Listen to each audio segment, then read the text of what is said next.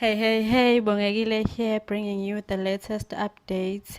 Please don't forget to subscribe and hit the notification button so that you do not miss anything I upload.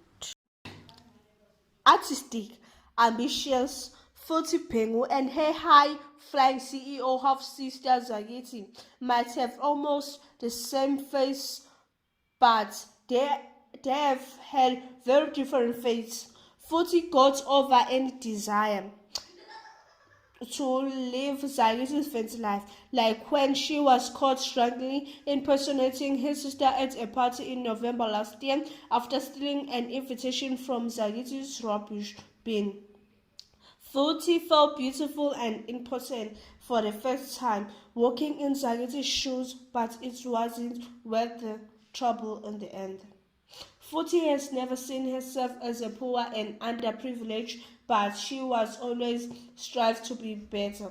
I don't think that she has ever compared herself to Zagiti. She knows that they look alike, but that is where it ends. She has never felt hate towards Futi. Insist no wonder. She has learned that they are actually similar to each other and they are both hard workers. She thinks that Zagiti is not as bad as people make her out of to be, as she is very helpful to her. But now with Zagiti turning the table and using the fact that Futi is working at Maluchi All, whistle her way back into the company that has just fired him. Those shoes are pinching even tighter. Zagiti clearly plays on Futi's leg of self-confidence and experience in the workplace in the second week of October to get her hands on Fusi's Maluchu work and redo it to her own standards. Working at Maluchu wasn't an issue. Futi actually thought that she was doing well until Zagiti tells her that her work is made us. That's when she doubts herself and starts to lose all her self-belief about doing a great job, reveals Nwanda. Ironically, Zagiti's perfect Zagiti's perfectionism led to her holding back on Futi's work, making her half-sister seem incompetent and reinforcing any anxiety that Futi is having at work. Zagiti lends her half-sibling deeper in hot water when the work that she hands to Futi to pretend is her own has Futi's boss Shreya tossing Futi in a deep end. With such high standards work, Shreya forgets how inexperienced Futi is, and she started throwing more and more complex tasks. Futi's way Futi's way until Futi has no choice but to beg Zagiti for help. Like anyone else, nobody likes begging, and especially since she is under pressure and wants to prove herself that she is capable. She is in panic mode, trying to prove to Shia that she can take pressure off work, reveals Nwanda. It's the kind of deception that won't last long, and by the end of that second week in October, after Shreya realizes what's up, Futi will be the one with egg on her face when Shreya promptly dismisses her for being reckless and irresponsible. Futi is furious with Zagiti for using her this way, but in the middle of the month, a hit-and-run accident puts everything in perspective. Futi is absolutely wrecked with guilt over her anger towards Zagiti to the point that she can't even bring her to phone. She can't even bring herself to phone her sister, who is lying in a hospital suffering and facing the prospect of never working again. Futhi feels guilty. She thinks it's her fault, reveals Nogwanda. Futhi is remorseful for how treated Zagiti before the accident, blaming herself for losing her job. She feels that life is too short to hold grudges. So when Futhi finally pulls together, she feels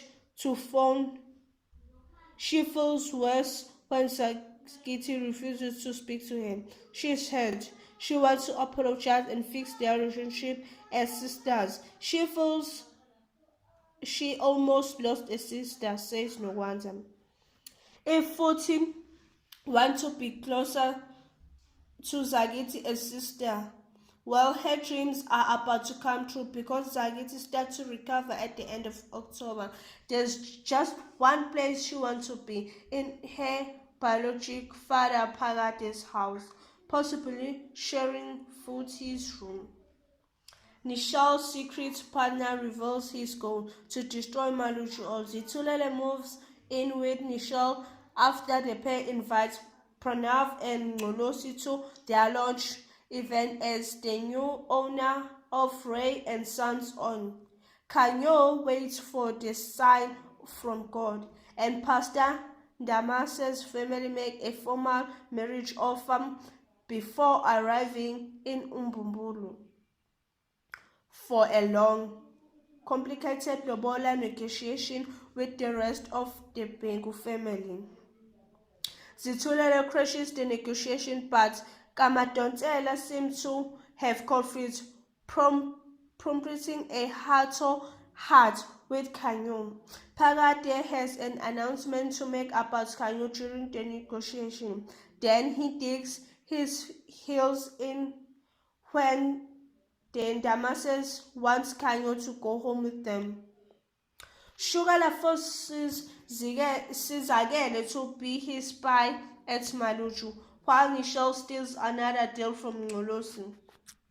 Nishal's secret partner selects their next target, Pranav.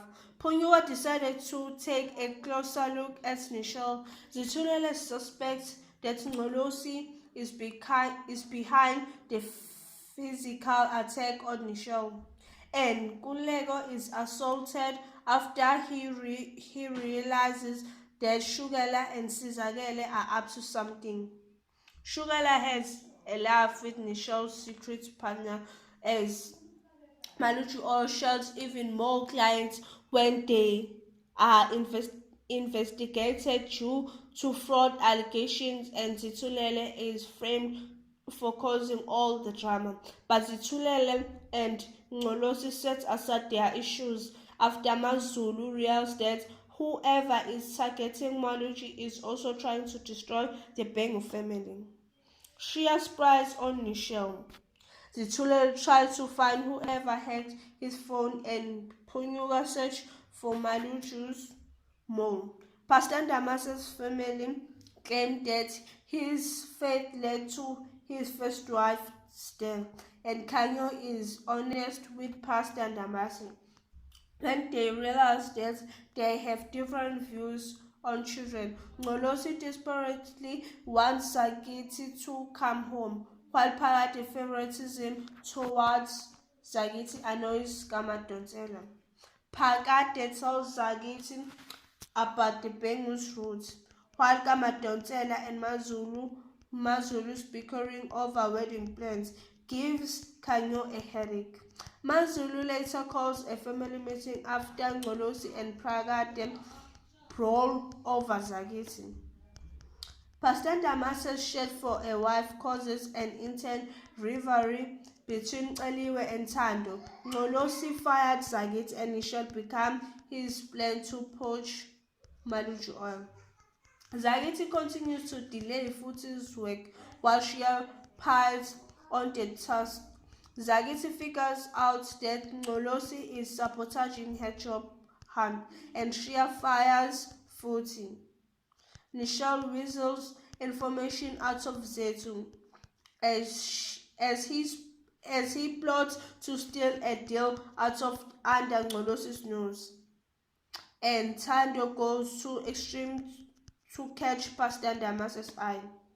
Futhi blames Sagiti for getting her fired, and Kanyo finds Futhi strangely resistant to idea of marrying Pastor Damase.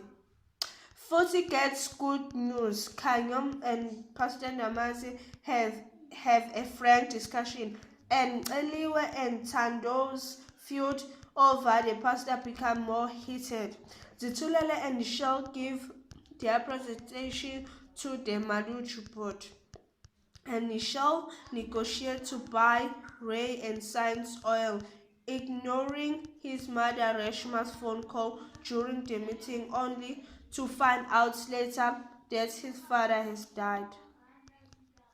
Nishal meets with his secret investor. Zitulele locks down the deal with Ray and Science oil, and Sagiti refuses to hear Futi's apology.